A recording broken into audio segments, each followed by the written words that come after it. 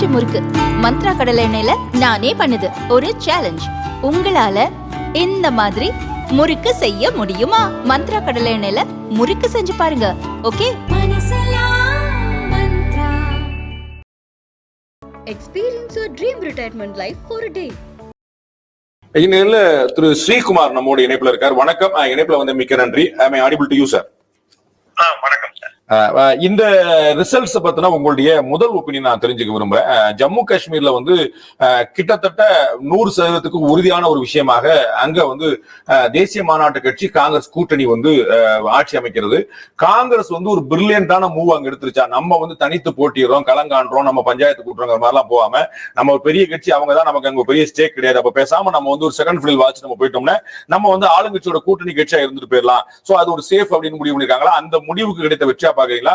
பாஜக, காங்கிரஸ், தேசிய மாநாட்டு கட்சி, பிடிபி எல்லாம் தனித்து இருந்தாங்கன்னா ஒரு ஹங் அசம்பிளி இருந்திருக்கும், பாஜக ஒரு அட்வான்டேஜ் மாதிரி இருக்கும். நம்ம இப்ப வந்து தேசிய மாநாட்டு கட்சியோட கூட்டணி வரும்போது நம்ம உத்தரவாதமா ஒரு ஆட்சிக்கான வழிவகுத்துறோம் அப்படின்னு அவர் எடுத்த முடிவு சரியா ஒர்க் ஆயிருக்குன்னு நினைக்கிறீங்களா ஜம்மு காஷ்மீர்ல?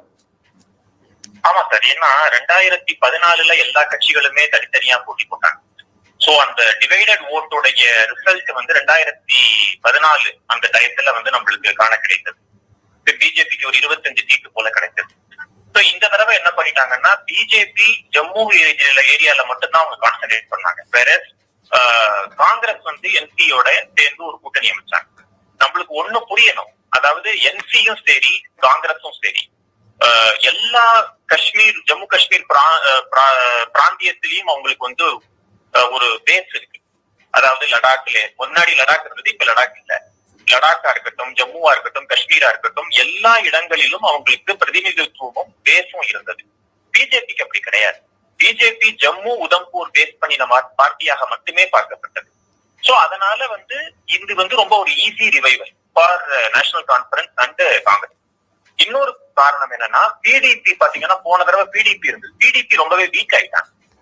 பிடிபியோடைய வீக்னஸ் நேஷனல் கான்ஃபரன்ஸுக்கு ஒரு பலத்தை கொடுக்கும். உத்தரப்பிரதேசல மாயாவதி மாதிரி மாறிட்டாங்க. உத்தரப்பிரதேச மாயாவதி போன நிலைமைக்கு இப்போ மெஹபூபா முஃப்தி போயிட்டாங்க. அப்படி எடுத்துட்டு போகலாம். கரெக்ட்.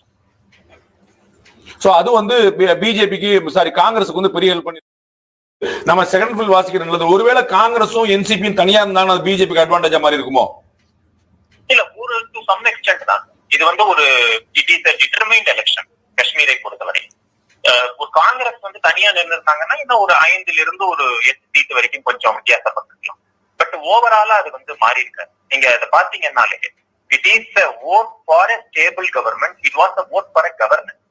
ஏன்னா இந்த ஆர்டிகல் 370 அப்ரகேட் ஆனதுக்கு அப்புறம் நம்ம இதை எப்படி பார்க்கலாம்னா, டிஸ்ட்ரிக்ட் டெவலப்மெண்ட் கவுன்சில் எலெக்ஷன் நடந்தது, பஞ்சாயத்து எலெக்ஷன்ஸ் நடந்தது, முனிசிபல் கார்பரேஷன் எலெக்ஷன்ஸ் நடந்தது, அசம்பிளி எலெக்ஷன்ஸ் நடக்கல. So people want to have an assembly. அது வந்து அவங்களுடைய தீர்வாக இருக்கிறது. அண்ட் ஒரு அசம்பிளின்னு வரும்போது அது வந்து ஒரு ஹங் அசம்பிளியா இல்லாம it should be a stable government. So அது வந்து அந்த இப்ப இருக்கிற வாய்ப்புகள்ல என்சி காங்கிரஸ் தான் ஸ்டேபிள் கவர்மெண்ட் கொடுக்க முடியும். சோ அதன் அடிப்படையில மக்கள் அங்க வந்து ஓட்டு போட்டிருக்கிறதா நான் பாக்கிறேன். இதுல வந்து ஒரு ரொம்ப ஒரு வைல்டு கெஸ்ஸா தான் இருக்கலாம். பட் பாஜக கூட ஏற்கனவே இதே தேசிய மாநாட்டு கட்சி கூட்டணி வைத்திருந்தது அப்படிங்கிற அடிப்படையில ஒருவேளை போஸ்ட் போல் இந்த ரிசல்ட்டுக்கு பிறகு வந்து நம்ம சேர்ந்து போனோம்னு பிஜேபி ஏதாவது குறுக்கு சால் ஓட்டுறதுக்கு வாய்ப்பு இருக்கா? பாரு, நான் சென்ட்ரல் கவர்மெண்ட், நீ ஸ்டேட்ல வந்துக்கோ, நீ கூட வச்சுக்கோ, நீ வந்து காங்கிரஸோட அதிகமான சீட்டு நாங்க வச்சிருக்கிறோம், சோ வின் வின் பாலிசி மாதிரி அப்படி ஒரு குறுக்கு சால் ஓட்டுறதுக்கு ஏதாவது ஸ்பேஸ் இருக்கா? இல்லாட்டி கதம் தானே? இல்ல, வாய்ப்பு இருக்கு. பட் ஆனா உடனே வராது. அட்லீஸ்ட் ஒரு 6 மாதம் டு 1 வருஷமாவது இந்த எக்ஸ்பெரிமெண்ட் அவங்க பார்ப்பாங்க. அதுக்கப்புறம் தான் மேற்கொண்டு அவங்க முடிவெடுப்பாங்களே தவிர, ஏன்னா it is a vote for a pre-poll alliance. அதை நம்ம புரிஞ்சுக்கணும். சோ அதன் அடிப்படையில நம்ம இப்போதைக்கு வந்து பாஜக துணையோடு அங்க அரசாங்கம் நடக்காது. பட் ஒரு யூனியன் டெரிட்டரி, இது வந்து ஜம்மு காஷ்மீரை பொறுத்த யூனியன் பிரதேசம். சோ இதற்கு நீங்க மத்திய அரசாங்கத்துடைய ஒத்துழைப்பு இல்லாம நீங்க அரசாங்கத்தை நடத்த முடியாது. மத்திய உள்துறை அமைச்சகத்தின் கட்டுப்பாட்டுல வருது யூனியன் டெரிட்டரி. சோ அவங்க மத்திய அரசாங்கத்தோட இணக்கமா தான் போகணும். பிளஸ் நீங்க காங்கிரஸ் கவர்மெண்டோட இங்க சேர்ந்து ஆட்சி நடத்தணும். பட் நம்ம பாக்குறோம் புதுச்சேரியில வந்து இணக்கமா போகணுங்கிறது வந்து ரொம்ப அழகா ஒர்க் அவுட் ஆகுது. பட் டெல்லியில வந்து அது ஒரு பெரிய ப்ராப்ளமா இருக்கிறத நம்ம பாக்குறோம். அது வந்து என்னதான் வந்து யூனியன் டெரிட்டரியா இருந்தாலும் கவர்னருக்கு வந்து அங்க பெரிய ரோல், லெப்டினன்ட் கவர்னருக்கு ரொம்ப பெரிய ரோல் இருந்தாலும் அங்க வந்து அரவிந்த் கெஜ்ரிவால் மாதிரியான ஒரு ஸ்ட்ராங்கான லீடர் வந்து சீஃப் மினிஸ்டர் உட்காரும் போது வந்து பெரிய டக்காபாரா டெய்லி காலையில வந்து ஒரு ஜிஓ அது கேன்சலேஷன் இப்படியே மாறி மாறி எல்லாமே கோர்ட் வாசல நிக்கிற பாக்குறோம். ஸ்ட்ராட்டஜிக்கலாவும் செக்யூரிட்டி சைட்லயும் ஜம்மு காஷ்மீர் வந்து ரொம்ப ஒரு சேலஞ்சிங்கான ஒரு ஸ்டேட். அந்த இடத்துல வந்து ஸ்டேட் கவர்மெண்ட் வேற மாதிரியும் யூனியன் டெரிட்டரின்னு சொன்னா கூட சென்ட்ரல் கவர்மெண்ட் வேற பாதையிலும் போறது வந்து அது அண்ட் அப்கோர்ஸ் இப்ப இவங்களுடைய பாகிஸ்தான் ப்ரோ பாகிஸ்தான் ஐடியால நம்ம பார்த்திருக்கோம். அது பிடிபி கட்சியோ இல்லாட்டி என்சிபி கட்சியோ அவங்களுடைய ப்ரோ பாகிஸ்தானுடைய ஸ்டாண்ட்ஸ் எல்லாம் நம்ம பார்த்திருக்கோம். பட் வந்து அப்ப நம்ம வந்து எதிர் திசையில நிக்கிறதோட கூட நின்றோம்னா ஒரு செக் அண்ட் பேலன்ஸ் இருக்கு மாதிரி யோசிக்கலாம்ல.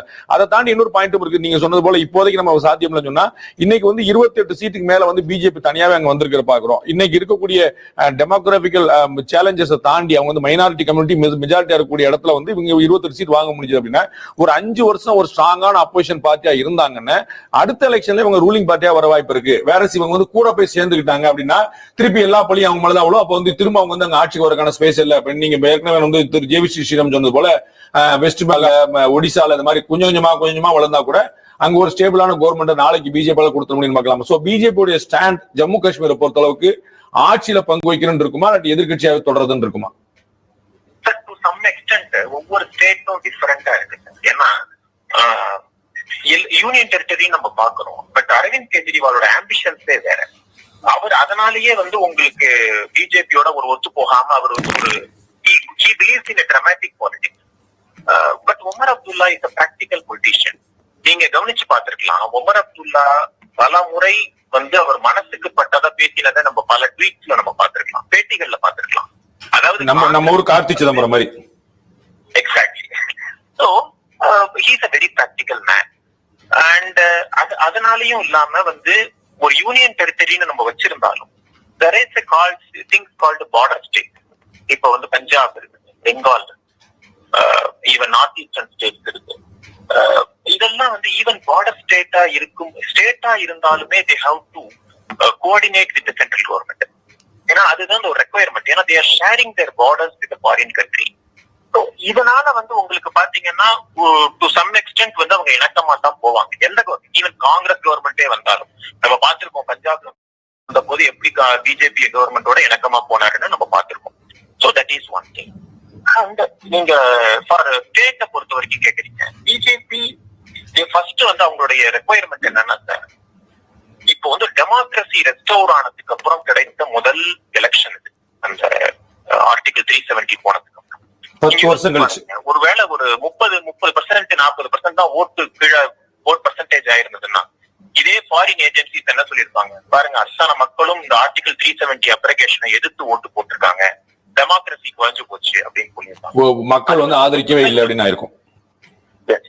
சோ 65%க்கு 63 to 65% ஓட்டு விழுந்திருக்கு அப்படிங்கிற போது it's very very peaceful election. அதை வச்சு பாக்குற போது நம்ம என்ன வெஸ்ட் பெங்காலோட அமைதியா நடந்துச்சு சொல்லலாம். எக்ஸாக்ட்லி.